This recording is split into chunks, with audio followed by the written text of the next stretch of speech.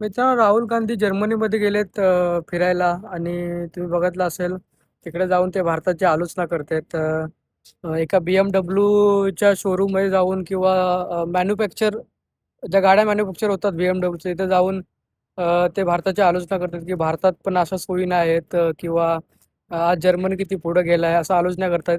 आणि तुम्ही आधी पण बघितलं असेल जेव्हा ऑपरेशन सिंदूर आपलं चालू होतं तेव्हा पण ते भारताकडनं सबूत मागत होते की भारताने पाकिस्तानचे किती प्लेन क्रॅश केले, किती प्लेन पाडले.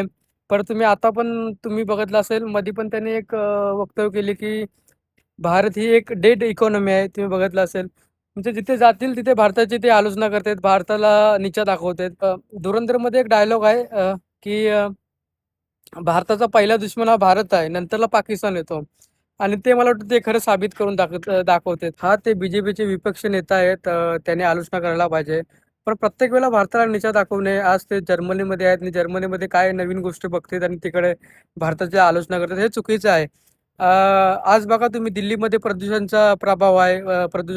खराब प्रदूषण झालेलं आहे. त्याच्यावरनं कोण काय बोलत नाही. पण ते तिकडे जाऊन वेगळ्याच गोष्टी बोलतात. प्रत्येक वेळेला भारताला नीचा दाखवणे, प्रत्येक वेळेला भारताला कमी लेखणे मला हे चुकीचं वाटतं.